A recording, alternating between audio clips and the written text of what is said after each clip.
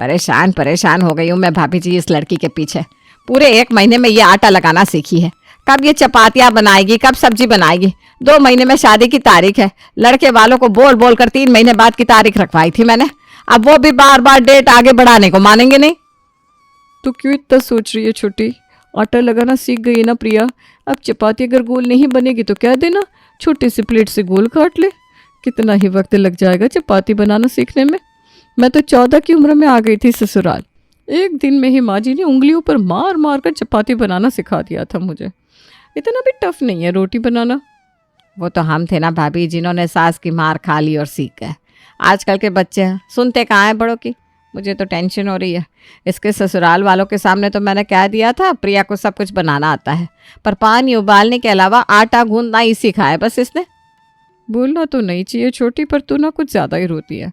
अभी पिछले हफ्ते जब मैं आई थी तो मैगी तो बनाई थी प्रिया ने। आपको तो मेरी ही हांडी में घी ज्यादा दिखता है भाभी। मैगी बनाकर खिलाएगी क्या प्रिया अपने सास ससुर को? अरे तू उनसे कहकर तारीख और आगे बढ़वा ले। नहीं नहीं, पर तू 2 बार तो तारीख आगे बढ़वा चुकी है ना। अब फिर तारीख आगे करने को बोलेगी तो कहीं उन्हें ये ना लगे कि लड़की का मायके में कोई बॉयफ्रेंड है जिसे वो छोड़ना नहीं चाह रही। देख अब रिश्ता तो हो चुका है, बाकी रब राजी। हम भी तो ससुराल जाकर ही सीखे थे, ये भी सीख जाएगी। बेचारी सुषमा के तो तोते उड़े हुए थे। खाना क्या, उसे तो अभी अपनी बेटी को बहुत कुछ सिखाना था। जब देखो सोई रहती है। शाम में जो सोता है उसकी किस्मत सो जाती है। ऐसे वक्त बेवक्त सोना नहीं चाहिए। चल मैं तुझे साड़ी पहनना सिखाती हूँ। पहले तो तुम कह रही थी चपाती बनाना सिखाऊंगी तुम्हें, साड़ी पहनने में ही वक्त चला जाएगा तो मैं रोटी बनाना कब सीखूंगी मम्मी? फिर सब्जी दाल चावल कितना कुछ सीखना है। ज्यादा सीधी मत बन तू। इतनी ही फिक्र होती ना तुझे तो पहले ही सब कुछ सीखना शुरू कर देती। जहाँ 10th 12th की लड़कियां तो पूरी रसोई संभाल लेती हैं, और तू है जिसे मुझे साड़ी पहनाना भी सिखाना पड़ रहा है। पता नहीं होम साइंस में पास कैसे होती थी तो। वो तो मुझे तुम कैंटीन से खाने के लिए पैसे देती थी ना, वो पैसे मैं सर को दे देती थी। बस यही सुनना बाकी था। ससुराल जाते ही कमरे के बाहर चपाती लेकर तो निकलेगी नहीं, तो साड़ी पहनकर ही निकलेगी ना। तो सबसे पहले साड़ी पहनना सीख। रोटी का प्रोसीजर हम बाद में आगे बढ़ाएंगे। उसके बाद चावल बनाना तू जल्दी ही सीख जाएगी, और फिर मैं तुझे बताऊंगी सब्जी बनाना। एक एक कर सुषमा प्रिया को ससुराल भेजने के लिए ट्रेन करती जाती है, पर प्रिया इतनी ज़्यादा आलसी थी कि इन 2 महीनों में वो सिर्फ और सिर्फ रोटी बनाना, चावल उबालना और साड़ी पहनना ही सीख पाती है। कल तो इसके फेरे हैं भाभी, अब एक रात में से क्या सिखा दूं मैं। जो इतने दिन में नहीं सीखी वो एक रात में क्या सीख जाएगी सुषमा। अब रहने दे, जो इसके भाग्य में है सो तय है। आप लोग ना बेकार में टेंशन ले रहे हैं चाची जी। एक बार मुझे ससुराल जाने दीजिए, वहाँ से आप लोगों के पास कॉल आएगा कि प्रिया के हाथ का खाना खाकर उनका जीवन धन्य हो गया है। विदा होकर प्रिया अपने ससुराल चली जाती है। साड़ी तो मुझे पहननी आती है, तो पहला टास्क तो इजी है। तैयार होकर बाहर चली जाती हूँ। प्रिया अपने कमरे में तैयार हो रही थी कि उसकी सास कमरे में आती है। अरे वाह बेटा, कितनी अच्छी साड़ी बांधी है तुमने। मुझे तो लगा तुम आज के ज़माने की लड़की हो, तुम्हें साड़ी वाड़ी पहनना कहाँ आता होगा। कैसे ना आता मम्मी जी, मैं भले ही आज के ज़माने की क्यों ना हूँ, मेरी मम्मी ने मुझे सब कुछ सिखाया है। कितने अच्छे से पटली बांधी है, और कितने अच्छे से कंधे पर प्लेट्स बनाया है साड़ी का। बेटा अब से मेरी साड़ी बांधने में तुम ही मेरी मदद कर देना। बिल्कुल मम्मी जी। तैयार होकर प्रिया हॉल में आती है, जहाँ सारे मेहमान बैठे हुए थे। तेरी बहू तो बहुत ही सुंदर है उमा, इस मामले में तूने बाजी मार ली। प्रेम तो अपना 19 है तो प्रिया 21। खूबसूरती कब तक कोई निहालेगा भाभी जी, बाद में और भी चीज़ों पर नज़र जाएगी। लड़की संस्कारी भी होनी चाहिए और गुणवान भी। दिन भर अब श्रृंगार करके बैठी रहेगी, रसोई में खाना नहीं बनाएगी तो कितने दिन पति को भाएगी। उसका टेंशन तो है ही नहीं बहन जी। जब हम प्रिया को देखने गए थे उसी वक्त प्रिया ने इतना सारा खाना बनाया था। खाना तो बहुत अच्छा बनाती है प्रिया। इतनी जल्दबाजी क्या है मम्मी जी मुझे रसोई में भेजने की? बहू के हाथ का खाना तो हम कभी भी खा लेंगे उमा। अब तो हमारे पड़ोस में आ चुकी है प्रिया, अभी तो बेचारी के हाथों की मेहंदी में नहीं उतरी। हमारे यहाँ की रानियाँ तो शादी के अगले दिन ही मैदान में उतर जाती थी, और तुम मेहंदी के पीछे प्रिया को खाना बनाने से रोक रही हो। कर्तव्य नाम की भी कोई चीज़ होती है कि नहीं उमा? और ऐसा बोल के सभी उमा के मन को डाइवर्ट कर देते हैं, और वो प्रिया को खाना बनाने को कह देती है। इसमें कौन सी बड़ी बात है मम्मी जी, अभी बना देती हूँ खाना सभी के लिए। प्रिया किचन में जाती है और वही काम शुरू करती है जो उसे आता है, चावल उबालना और रोटियां बनाना। चावल भी बन गए और रोटियां भी तैयार हो गई। अब बारी है सब्जी की, जो कि मेरी बैग में रखी हुई है। प्रिया अपने साथ अपने लगेज में एक छोटा सा पोर्टेबल फ्रिज लेकर आई थी, जिसमें 3 दिन की सब्जी का स्टॉक था। अपने कमरे में जाकर प्रिया चुपके से एक टिफिन निकाल कर ले आती है, जिसमें सब्जी रखी हुई थी। अच्छा हुआ कि शादी के फंक्शन में मैंने 3-4 वैरायटी की सब्जी अपने साथ पैक कर ली, कम से कम कुछ दिन तो इससे निकल ही जाएंगे। प्रिया फ्रिज की सब्जी को गर्म करके अपनी सास और उनकी सहेलियों को परोस देती है। अब बोल उषा कि प्रिया सिर्फ देखने में ही 21 है या काम में भी? बोलने का मन नहीं कर रहा उमा, पर काम में तो तेरी बहू 24 आ गई है। क्या सब्जी बनाई है बेटा? लग रहा है हलवाइयों के हाथ की सब्जी खा रही हूँ। मज़ा आ गया। पनीर की सब्जी के साथ पराठे और चावल।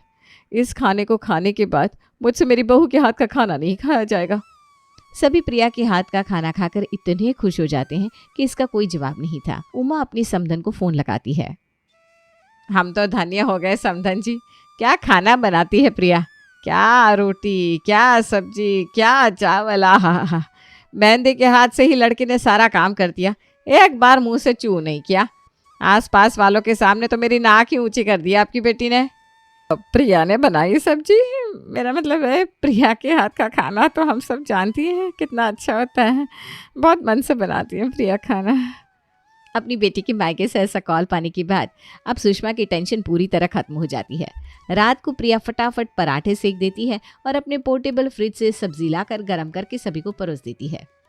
सुबह पनीर और अभी सोयाबीन की सब्जी, खाने की खुशबू से ही मुंह में पानी आ रहा है। नहीं पापा?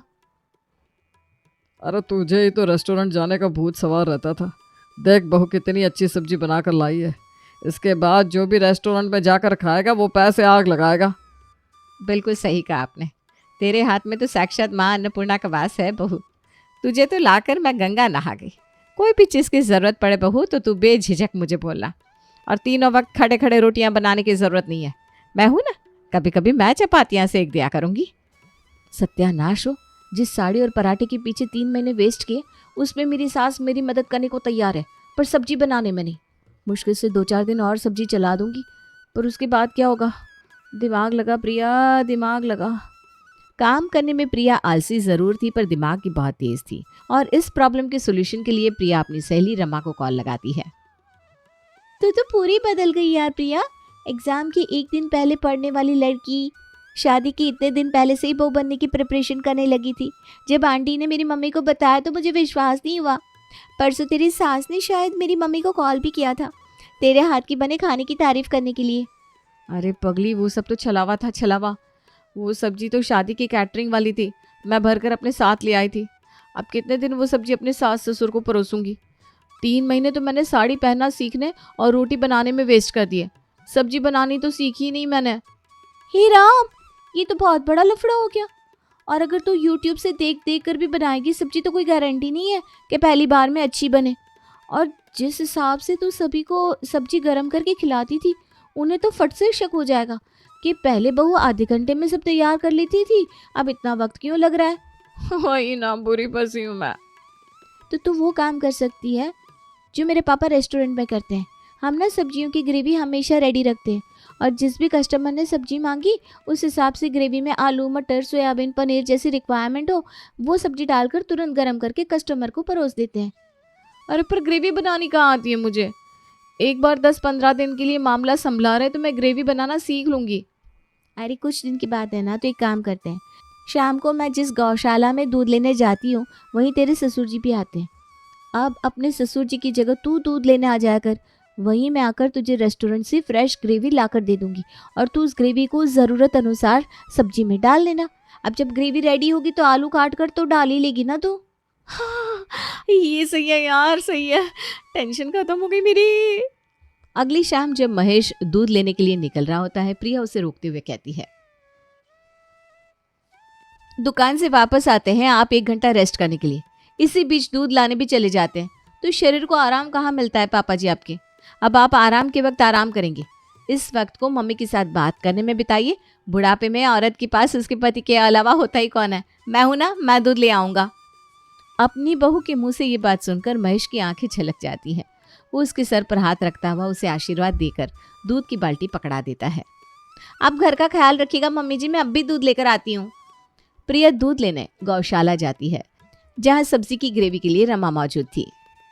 ये पकड़, इस थैली के अंदर है हॉट केस और हॉट केस में है ग्रेवी। अगर ऐसे हाथ में डब्बा ले आती तो किसी न किसी को शक हो जाता। इस गौशाला में आसपास के बहुत लोग आते हैं। Thank you Rama, thank you. मैं तेरा ये एहसान कभी नहीं भूलूंगी। रमा दूध की बाल्टी के साथ ग्रेवी लेकर फौरन अपने किचन में आ जाती है और ग्रेवी को फ्रिज में छुपा कर रख देती है। रात को प्रेम ऑफिस से आता है और महेश दुकान से। आज तो मिक्स वेज खाने का बड़ा मन हो रहा है बहू। बताइए, आप लोगों ने तो अब इस घर को रेस्टोरेंट समझना शुरू कर दिया है। ये क्या बात हुई? मिक्स वेज में कितनी सारी सब्जियां डलती है पता है आपको? बेचारी सब्जियां ही काटती रह जाएगी। एक काम कर बहू, मैं यहाँ बैठी टीवी देख रही हूँ ना, सब्जियां मुझे ला कर दे दे, मैं काट दूंगी। और इस बात को सुनकर प्रिया के चेहरे पर बड़ी मुस्कान आ जाती है। किस्मत तो बहुत अच्छी है प्रिया तेरी, सब्जी भी कटी हुई मिल गई। अब बस ग्रेवी में डालकर गरम करके सभी को परोसना है। प्रिया ऐसा ही करती है। मिक्स वेज के साथ प्रिया सभी के लिए दूसरे वैरायटी के पराठे भी बनाती है। रोज़ वही फुल्की, वही पराठे। आप लोगों का मन कहीं पराठों से ऊब ना जाए, इसलिए मैंने पराठे में भी चीज़ डाली है मम्मी जी। आहा, ये पराठे खुद ही इतने स्वादिष्ट है, कोई सिर्फ पराठा ही खा ले। और तेरी सब्जी बहू, बाप रे बाप, बेटा तेरी हर सब्जी ना पहले वाली से भी अच्छी होती है। ये तो ऐसा लग रहा है जैसे रेस्टोरेंट से लाकर खिला रहा है कोई मुझे। मुंह का स्वाद ही बदल गया, नहीं प्रेम? और अपनी इतनी अच्छी बीवी के लिए उसके बनाए डिलीशियस खाने की खुशी में मैं अपनी मैडम के लिए आईफोन लेकर आया हूँ। जो खाना खिलाता है वो बहुत महान होता है प्रिया, और जिस मन से तुम हम सबको खाना खिलाती हो उसके बदले में मैं तुम्हें कुछ भी दूँ कमी होता। पर ये आईफोन मुझे लगा तुम्हारे लिए लाना ही है। थैंक यू प्रेम, तुम मेरे लिए आईफोन लाए। और मम्मी जी पापा जी आप लोग कितना ख्याल रखते हैं मेरा। मैं पूरी कोशिश करूँगी कि एक अच्छी बहू बनकर दिखाऊं। मुझ में बहुत कमियां हैं मम्मी जी, पर विश्वास रखिए मैं उन सभी कमियों पर काम कर रही हूँ, और जो भी कर रही हूँ वो इस घर की खुशी और आप सबकी भलाई के लिए। इस तरह रोज़ प्रिया गौशाला जाती और रमा के हाथों से ग्रेवी लेकर आ जाती। सब कुछ अच्छा चल रहा था, पर एक दिन इत्तेफाक से गौशाला में उषा की नज़र इन दोनों सहेलियों के लेन देन पर पड़ जाती है। कभी ये थैली प्रिया इस लड़की को देती है, कभी ये लड़की प्रिया के हाथ में थैली देती है। ये कौन सा लेन देन हो रहा है इन दोनों के बीच? कहीं थैली में अपनी सहेली के हाथों पैसे तो नहीं भेज रही प्रिया अपने मायके? नजर रखनी पड़ेगी भाई। उषा छुप छुप कर उन दोनों की बातें सुनने लगती है, और एक दिन जब प्रिया ग्रेवी लेकर अपने घर आ रही थी, उषा भी उसके साथ उसके पीछे आ जाती है। ये दूध की बाल्टी के साथ कैसी थैली लेकर जा रही हो बेटा? बहुत वजन होगा ना, कहीं दूध ना गिर जाए। तू ला दे, मैं पकड़ती हूँ इसे। नहीं नहीं आंटी जी, नहीं गिरेगा दूध, मुझे आदत है।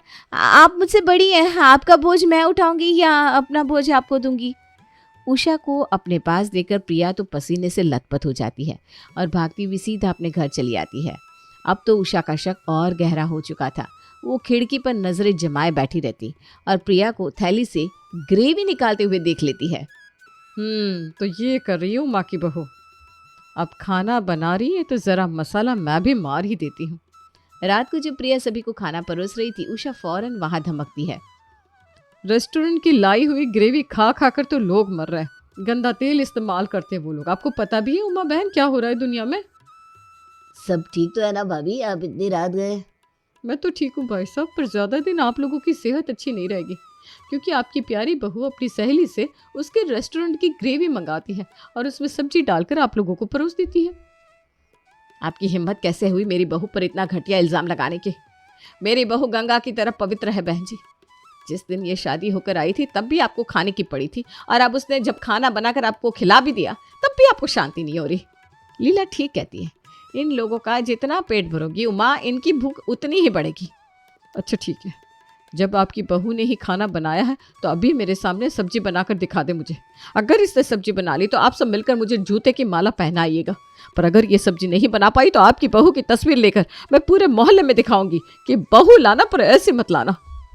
प्रिया हक्की बक्की रह जाती है, पर अपने ससुराल वालों के लिए उसे ये करना ही पड़ता है। वो रसोई में जाती है जहाँ सभी उसके आसपास खड़े थे। प्रिया सब्जी बनाना शुरू करती है और 20 मिनट के अंदर सभी के सामने शाही पनीर बना देती है। आपकी आंखों के सामने डोरेमोन के एनीवेयर डोर से प्रिया अपनी फ्रेंड के रेस्टोरेंट जाकर ग्रेवी लेकर आई, उसमें पनीर डाल दिया, है ना? सही कहा ना आंटी जी? प्रिया को दिखाई नहीं दिया क्योंकि प्रिया तो जादू भी जानती है। माना आप मेरी बीवी की बहुत पुरानी सहेली है उषा भाभी, पर ऐसे ओछे रिश्ते मुझे नहीं चाहिए जो मेरे घर को ख़राब करे। और अगर मेरी बहू रेस्टोरेंट से ग्रेवी मंगवा भी रही थी तो हमारी औकात है मंगवाने की, इसलिए मंगवा रहा है। जिन भिख मंगों के पास पैसे खाने के नहीं है वो कहाँ से खरीदेंगे ग्रेवी। वो रहा रास्ता, इसके पहले कि मेरा पारा और चढ़े दरवाजे से बाहर निकल जाइए। घर का माहौल इतना ख़राब हो चुका था कि कोई एक दूसरे से बात नहीं करता और सभी अपने कमरे में सोने चले जाते हैं। तब जाकर प्रिया लगाती है रमा को कॉल और उसे सारी बात बताती है। अरे बहन, ऐसी बातें बोलने के पहले डिस्क्लेमर तो दे दिया कर कि सेंसिटिव कंटेंट है। मैं कहीं बैठ तो जाती। बाप रे बाप, कैसे संभाला तूने सब कुछ। तुझे क्या लग रहा था कि मैं पूरी ज़िंदगी तुझसे ग्रेवी मांग कर ही अपनी सास ससुर को खिलाऊंगी? इतने अच्छे लोग हैं ये, जब भी कुछ होता है मेरी मदद करना चाहते हैं। मेरी सास इस उम्र में रसोई में आकर बर्तन भी साफ़ कर देती है। मेरे ससुर जी हो या मेरा पति 24 घंटे मेरी तारीफ़ करते हैं और ऐसे लोगों के साथ गलत तो मैं कर ही नहीं सकती थी। मैंने तुझे कहा था ना, बस 10-15 दिन संभाल ले। इन दिनों में मैंने ऑनलाइन खाना बनाने का कोर्स लिया था। दिन भर रसोई में बस सब्जियां ही बनाना प्रैक्टिस कर रही थी। उस उषा देवी को इस बारे में पता नहीं था और बेचारी आज ही हमारे घर पर टपक पड़ी। और हाँ, अब से तुझे ग्रेवी लाने की ज़रूरत नहीं है। मैं अच्छी तरह से खाना बनाना सीख गई हूँ। कुछ इस तरह प्रिया अपने ससुराल को अच्छी तरह संभाल लेती है।